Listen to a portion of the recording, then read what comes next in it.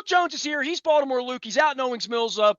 Jiffy Lube is also making things happen this week. I'm going to be in Owings Mills with these beautiful Ravens scratch-offs. Been a pretty lucky batch from the Maryland Lottery. We'll be at Mama's on the half shell on Friday.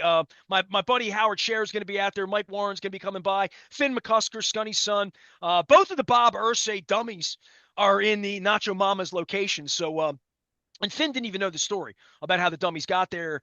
So I saw him at the Oyster Recovery Partnership. We're talking all these oysters. And by the way, while I'm on oysters, day 6 of the Oyster Tour was Ray Bachman. I joined him down in Riva, Maryland. Mike's, great place down there on the water on the South River. I'd never been there before. A Dundalk kid going to Anne Arundel County. What do I know about that beyond Pasadena? But nonetheless, Ray's battling cancer. There's a GoFundMe page. There's a lot of information available. Just click on day 6 of the Maryland Oyster Tour where Ray is there. And I communicate with Ray almost daily, just checking in on him. He's hanging in there and fighting the fight. So that is going on as well. Also, our friends at Curio Wellness and Foreign Daughter putting on the Oyster Tour, along with our friends at Liberty Pure Solutions. I'm wearing the shirt, but the shirt doesn't say 1-800-CLEAN-WATER. The water bottle does say 1-800-CLEAN-WATER. Liberty Pure Solutions, my friend Doug Workman, did all of our well water, but more than that, plumbing as well. So, have an older facility, corroded pipes, any of that sort of thing, any drip. Drips are bad. Floods are bad. So Liberty Pure Solutions, make sure you keep them in mind, as well as our friends at the Maryland Lottery and Jiffy Lube for putting us up and out on the road. Our friends at Royal Farms power us up every day. And we call them Wise Conversations because, well, Luke's here, so they tend to be a lot more intelligent when he's here. Ravens taking on the Browns this week. All right, Luke. So you said something that, to me, pretty banged up, as you call it. Let's sort of go one by one, and we'll have a chance next week to get ready for Denver and, and then the short week, right? I mean, they're going to play 3 football games here in a compressed period of time. Say what you want about Cincinnati, say what you want about Denver. For me, I'm looking at the quartile and saying, man, they really got through this part of the schedule. 5-2, I think anybody takes that. We're all great. Not the direction it went with 2 and then 5, but to your point, they're the toast of the town. Everybody's coming to town to do their Johnny Bravo. Lamar's on his 3rd MVP and the expectations raised. You and I went through the fact of what would have to happen for them to play a potential championship game here versus Kansas City. Kansas City's a +3 right now. Like, just crazy. Not playing as well. They have questions, but they're getting help. The trading deadline, set that up for me as we go into this with injuries, trading deadline, pass rush problems. Offensive line, you feel good about it, but you wouldn't feel good if there's any injury. Feel great about Ronnie Stanley. Feel great about how lots of elements of this are going. But this is a week to assess it and say, where do we get better? The Bills and the Chiefs got better this week already. Yeah, they did. I mean, look, when you're talking about the trade deadline, which is November 5th, so we're about 2 weeks, less than 2 weeks away from that. So two more games you're going to play. You look at this thing and where can they get better?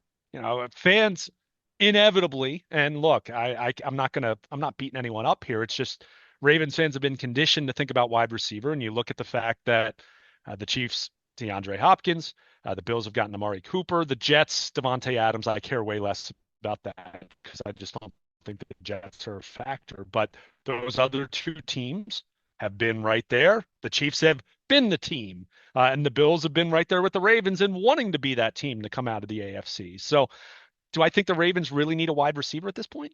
I really don't. I mean, okay, if heaven forbid, if the Zay Flowers ankle was a more severe thing, and keep in mind, he's missed practice this week, but he played through this on Monday night. This wasn't something that he got hurt in the 4th quarter and then didn't return. I mean, he missed very few plays compared to what his normal workload would be. But I mean, Rashad Bateman, go look at his numbers. Rashad Bateman's right on the heels of Zay Flowers for receiving yardage this year. Rashad Bateman is on pace to have a 900+ yard receiving season. So you have 2 very viable wide receivers. You have 2 very viable tight ends, and Mark Andrews has put the ghost of a September behind him and had a really good October. So I think they're fine on that front. Defensively, could they add a safety? Sure. Do I know who that guy's going to be? No, I don't right now. I mean, I think it's easier said than done. Is it a rental? Is it someone that's under contract? I'm guessing at this point in time, the way things are shaping up, Marcus Williams probably isn't going to be back next year, given what his cap number is. Eddie Jackson has not been very good and is on a 1 year deal anyway. So they could make a move there, no question about it. But I look at edge rusher and I look at the fact that Kyle Van Noy has been fantastic, but Kyle Van Noy is also well on the wrong side of 30 and playing a lot of snaps. How's that going to hold up over the second half of the season? So can you bring someone in? I mentioned Zadarius Smith in passing. I I'm guessing the Browns, being the Browns, aren't going to want to trade to a division rival if there are other options out there for them to make. So I've heard some people say Jadeveon Clowney could be on the market, and that would be ironic. Certainly, I think Carolina would have to eat some money to make that happen because you're still going back to the main principle why the Ravens didn't re-sign Clowney in the first place because he got too much money from Carolina compared to what they were willing to make or willing to pay. So you have those factors. I mean, you look at the roster top to bottom. Are they as deep as they were last year at certain position groups? No. And that's why we talked about how last year was so disappointing because they were in a position that they had some impressive depth at various positions on the field that maybe they don't have quite as much of that now. So, none of these injuries they're dealing with this week are, I haven't gotten the sense that any are like these multi-week kind of injuries. I mean, you're talking about guys that might miss a game. Maybe in Humphrey's case, if he misses Sunday, there's some question about the following week, but he was walking around. I mean, he was, he was even on the sideline in the second half. Now, albeit not suited up. So, none of these are catastrophic multi-week major concerns, at least from the early impression I've gotten. So they're pretty healthy. Look, Maybe the there's Ngakoue edition sort of serves as what they feel there. I Again, we've seen yeah, pass rushers come off the shelf and be okay. yeah, We've even seen run stoppers, Domata Pekka. Some of these guys just say, I don't want to go to camp. I don't want to play the first eight yeah. weeks. I don't know if that exists, in anywhere other than my mind, but I thought Kyle Van Noy might be that guy. I was a little concerned that Jadeveon Clowney might be that guy. And they were wreckers last year to some degree. And also the Zadarius Smith circumstance that you bring up, sort of bottom fishing off of these teams that are going to be having carcasses picked through here. Eric's good at it, right? Like just in a Hmm. general sense, Eric's very good at it. I am with you. I don't know where you go to get that help. From not from within at this case, especially in the secondary. But this would be the week if they're going to do anything. If you're a fan, you're like, I'm waiting on the WNST text service. Where's is it on my iPhone? Is it, my wife gets it on her watch, right? Like, you're like, hey, got a WNST text, and I know you're sending that. You're not shocked if they do something, right? No, no. I mean, I expect them to do something. I'd be surprised if they didn't do something. I mean, they didn't make a move last year at the deadline, and as we pointed out, with the Derrick Henry thing, they tried. Right now, let's be clear. They're not going to let a team fleece them. They're not going to give up a first round pick for a rental or something insane, right? I mean, they're not going to do that, nor Well, they're should not they. desperate. They're not right. They already have a pretty good argument as the best team in football right now, or certainly the best offense in football. I'm not sure there's any disputing that, even Well, though, then how do you you know, make your defense better? You well, add and better players, or your right. players play better.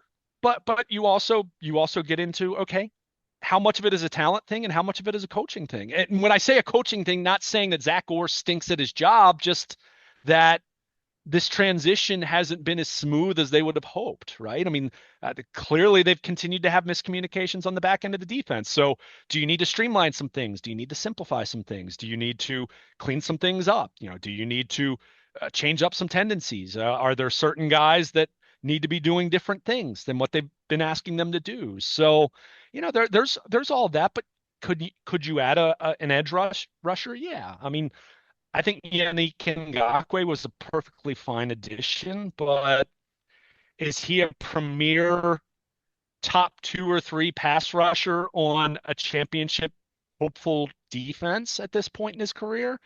He might be more of the number four guy, So, they're still waiting for David Ajabo to pop. I mean, he's healthy, but has he made a big splash? Not really. So, I think Van Noy's been really good, but again, the age factor and how much he's playing and how that's going to look come January. In the same way that I've talked about Derrick Henry, like I'll be totally honest with you.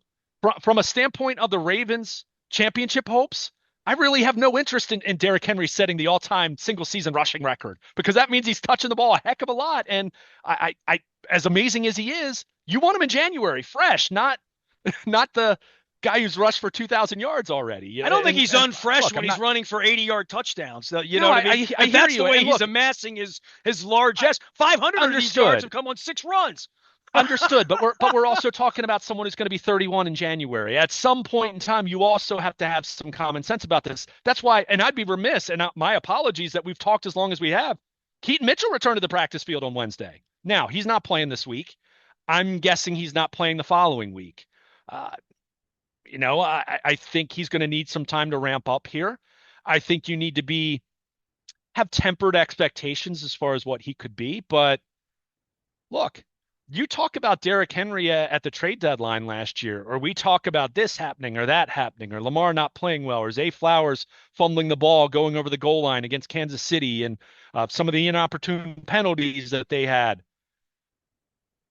If Keaton Mitchell never tears up his knee in mid-December and he's available and healthy, that might have been the missing piece that might have been such an X factor against Kansas City in that game. So we forget. Go look at his numbers. Go look at how many yards per carry he averaged. I think part of what Keaton Mitchell started is what the Ravens had, and this sounds funny to say this, but hear me out. Look at what Keaton Mitchell was doing on the edges and outside and on the perimeter.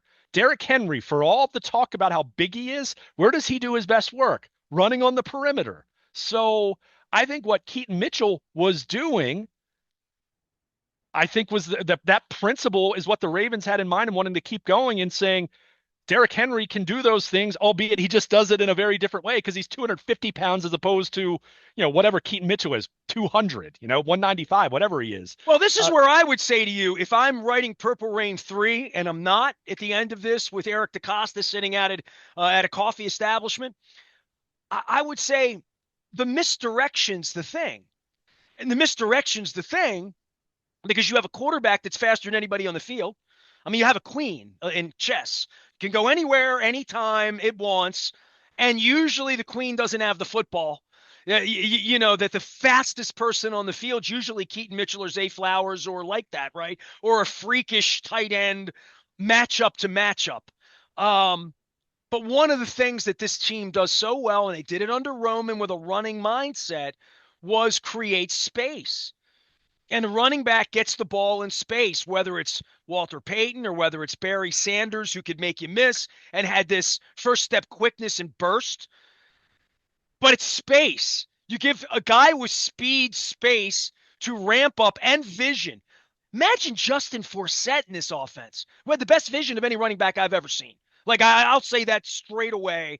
His game wasn't necessarily the fastest, certainly wasn't a bruiser, but he could see a hole and knew how long the hole was going to be there, how long he had to go to hit it, where the ball needed to be, where his body needed to be to have the right momentum, just vision. And that vision's different when you're a running back and you have space than when you're Derrick Henry and you get the ball and you look up and there's 3 big fat guys in the way and you have no ability to accelerate. He's getting the ball on the edge now where, to your point, guys are 4, 6, 8 yards away from him, and he's only got one guy to beat, and he's got blockers, wide receivers who can block a little bit, and bring back Willie Snead. I want him to be our addition. I want to see him cracking. Steve Smith cracking on the outside. They had Lamar cracking on the outside in the running game last week. Like lathered up about wanting to do it, which I don't like at all, by the way. I'll get back to him and running into linebackers. I don't like Lamar in run blocking situations. I don't ever want to see that again. Your streak continues. You have to reference that every conversation. But no, everything you just said, and I'll beg to differ. I've never said that before. I've never said that out loud, literally. Derrick Henry has better vision than Justin Forsett. Derrick Henry's going to the Hall of Fame. To me, this year leaves no doubt. regardless of how, I mean, assuming heaven forbid he doesn't have a season-ending injury in the next month or something like Should have that. bought that Oiler Um, jersey but for $33. I'm going to keep going back to that. I messed but it that up. just it goes back to what we talked about in the aftermath of the Tampa game. Lots of offensive coordinators talk about it. Greg Roman talked about this a lot. The principle of forcing a defense to defend every blade of grass, the entire length and the entire width of the field. The Ravens got close at times in that era, but not really. They did not have a perimeter runner. J.K. Dobbins, when he was at his best, you go down the stretch of his rookie season, they got close. They were really close to it at that point. Their pass game wasn't as sophisticated as it is now, wasn't as advanced as it is now with Lamar Jackson in year 7 as opposed to year 3 at that point in time. But with what Derrick Henry does, with what they do between the tackles, which they're not a special running game between the tackles. They're Let me be clear, very good between the tackles, but that's not where they do their absolute best work. They do their absolute best work on the edges. And when you look at it, it's you put these defenders, whether you're talking about defensive linemen and specifically the edge players and the linebackers, you put them in such conflict because you have Lamar Jackson with the ball. And is he holding on to it or is he handing it to Derrick Henry? If he's handing it to Derrick Henry, you can see these defenders Go back and watch the film. Go back and watch the replays of these games. You'll see a defender hesitate because he's afraid that Lamar is going to keep the ball, and then Derrick Henry, boom, has the edge, and he's not even touched. I mean, I've talked about this. Derrick Henry has an overwhelming career high right now in yards before contact per attempt. He's not being touched. Now, I don't say that to take anything away from him. He's obviously a large part of that. But when you're talking about such an astronomical yards before contact per attempt kind of offense, that speaks to how good the operation is across the board. The blocking, Lamar. Again, all of this begins with Lamar. Derrick Henry would be the first to tell you that. This all begins with Lamar. His mere presence. We've talked about this.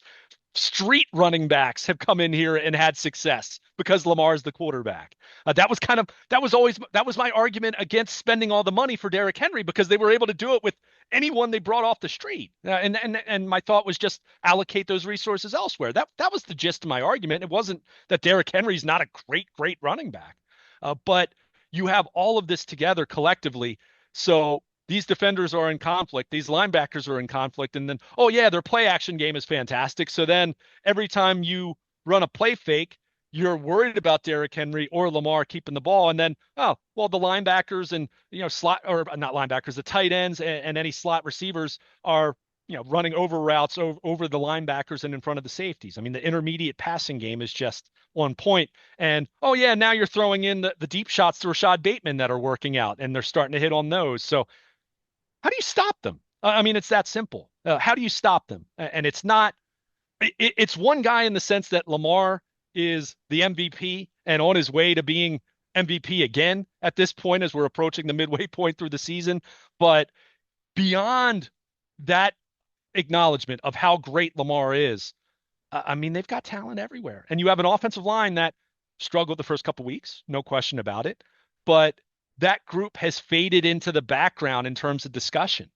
Offensive lines are like umpires in baseball. You don't want to talk about them. If you're not talking about them, that means they're doing their job. So they're not perfect. They're not the best in the NFL. They still struggle when they're in positions where they must pass. When we saw it on a couple occasions against Tampa when they're in 3rd and long, they struggled. Newsflash, most offenses struggle when they're in 3rd and long. There are very few. Kansas City's not doing so hot on 3rd and long this year because of the lack of, the decimation they've had at the wide receiver position. So you don't want to be in that position. So that's a simple acknowledgement there, but they're in that position very rarely because they're so good. I mean, they're not even getting the 3rd down all that frequently. You look at some of these games and you look at their number of 3rd downs over the course of a 60-minute game where they've run a lot of plays. It's not that many. Why? Because their offense has been so great that they're picking up 1st downs on 1st and 2nd downs. So I've said it to you for years, and that's kind of been the gist of how great this offense has been. Yeah, they've managed to find their way in 3rd and very manageable when they've been at their best. But the truly great offenses avoid 3rd down altogether. are able to avoid that very frequently. So it's a very good operation, and everything we talked about at the beginning of this conversation about Cleveland and the changes and a short week and new quarterback, new play caller, defense that's still really good. All of those things apply. And as I said, there's a very fleeting small window that I think the Browns can make this a game that makes the Ravens and especially their fans uncomfortable on Sunday. But at the end of the day, I still think there's just too much Lamar Jackson, too much Derrick Henry, too much Ravens pass catchers, too much offensive line, too much Justice Hill and what he's done. I think there's just too much of that to deal with. And I think there's too much of that to think that even a defense that is as talented as Cleveland is going to hold them down enough that will give Cleveland's offense that looks different now. Maybe we'll have a shred of hope here or there, but are they going to march up and down the field on the Ravens consistently? No, I don't think they're going to do that, even with the Ravens pass defense leaving a lot to be desired. So at the end of the day, I still think the Ravens win this game. I still think they win it handily, but I just think there are a couple more red flags about this game that I think you just need to be careful going into Sunday and need to make sure you start fast compared to how I would have felt about this game a week ago, where this team was just a dead on arrival offense with Deshaun Watson running the show. Luke is laying down the purple gospel. On Sunday, we'll have the text service up and running. If you're not on the text service, all you have to do is text JOIN or WNST to 410-821-9678. You're on the text service. I'm going to put a sign up on the website now that it's running and functioning and operating, all courtesy of our friends at Cole Roofing and Gordian Energy. Our friends at the Maryland Lottery put me out at Mama's on the Half Shell on Friday. We're going to be in Owings Mills. Finally, I have returned to Owings Mills. Our friends at Jiffy Lube Multicare put Luke in Owings Mills each and every day. And we're in the middle of this oyster tour. It's fantastic. 26 days of oysters, 26 ways to promote the Oyster Recovery Partnership. Lots of videos, some fun stuff. Told some stories. Been telling stories here for years about it. I finally got out. Oyster fritters, fried oysters, raw oysters, oysters Rockefeller, grilled oysters, buttered oysters, oyster stew, oyster chowder, oyster shooters. I feel like Forrest Gump. He is Luke. I am Nestor. There's going to be football on Sunday. We'll be here to talk about it on Monday. We're BaltimorePositive.com. Stay with us.